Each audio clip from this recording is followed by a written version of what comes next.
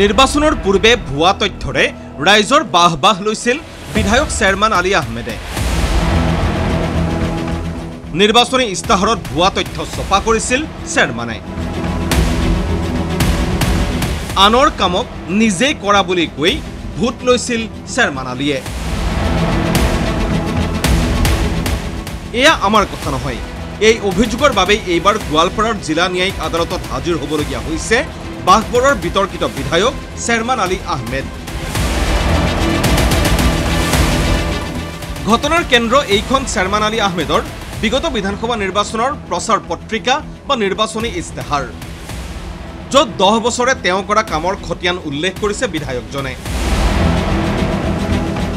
কিন্তু Republican party of ইণ্ডিয়াৰ আথৱালে গোটৰ নেতা ৰেজাউল কৰিম নামৰ এইজন যুৱকৰ দাবী চেয়াৰমানৰ ইস্তাহাৰত আছে ভুল তথ্য। চেয়াৰমানে ইস্তাহাৰত উল্লেখ কৰা 3টা কাম বিশেষকৈ বৰপেটা বাঘবৰৰ মাজৰ 19 কিলোমিটাৰ 2 লেনৰ পকা পথৰ কামৰ বাবে বিধায়কজন নহয়, বৰঞ্চ কৃতিত্ব ৰেজাউল কৰিমৰহে। RPI আথাৱালে গোটৰ নেতা কেন্দ্ৰীয় মন্ত্ৰী ৰামদাস আথাৱালেক ৰেজাউল কৰিমে কৰা অনুৰোধ মৰ্মেহে এইসমূহ কাম হেনো সম্ভৱ হৈছিল বাঘবৰত। গতিকে ভুৱা তথ্য দাখিল কৰাৰ অভিযোগত বিধায়কৰ বিৰুদ্ধে গোচৰ, যোৱাটো নিৰ্বাচনত চেয়াৰমান আলী আহমেদৰ বিৰুদ্ধে প্ৰতিদ্বন্দ্বিতা কৰা ৰেজাউল কৰিমৰ। যোৱা বিধানসভা নিৰ্বাচনত 3টা কামৰ ওপৰত বেছ কৰি তেওঁ এটা ভিজন ডকুমেণ্টছত তেওঁ মেনশ্যন কৰিছিল। বৰপেটাৰ পৰা বাঘবৰলৈ যোৱা 100 কোটি টকাৰ ৰাস্তা, 2 লাইনযুক্ত ৰাস্তা তেওঁ নিৰ্মাণ কৰা বুলি কৈছিল। সেই কামখিনি ইতিমধ্যে আমাৰ কেন্দ্ৰীয় মন্ত্ৰী মাননীয় ৰামদাস আথাৱালে চাহাবে তেখেতে আহি নিজে ইনগ্ৰেশ্যন কৰিছিল আৰু ৰাস্তা ইতিমধ্যে কমপ্লিট হৈছে আৰু মোৰ নেতৃত্বত এই কামখিনি সম্পূৰ্ণ হৈছে। আৰু বাঘবৰৰ 12 কোটি টকা মেমৰিয়েল ডিগ্ৰী কলেজৰ কথাটো তেওঁ ভিজন ডকুমেণ্টছত মেনশ্যন কৰিছিল, তেওঁ সেই কামখিনি কৰা নাছিল। আৰু লগতে জলজলি নদীৰ বাগমাৰা টু চিমলিতলে এখন দলং অনুমোদন কৰা বুলি তেওঁ মেনশ্যন কৰিছিল।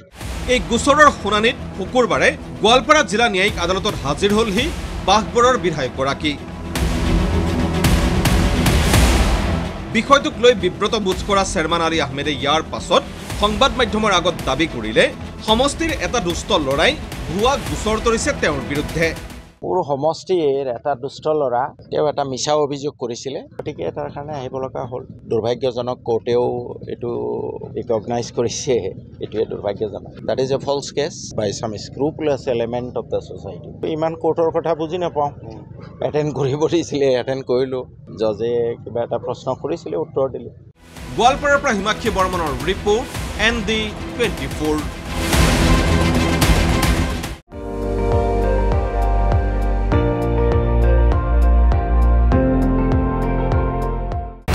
আপুনি চাই আছে ND24, সৰ্বশ্ৰেষ্ঠ নহয়, সৰ্বোত্তমৰ দৌৰ।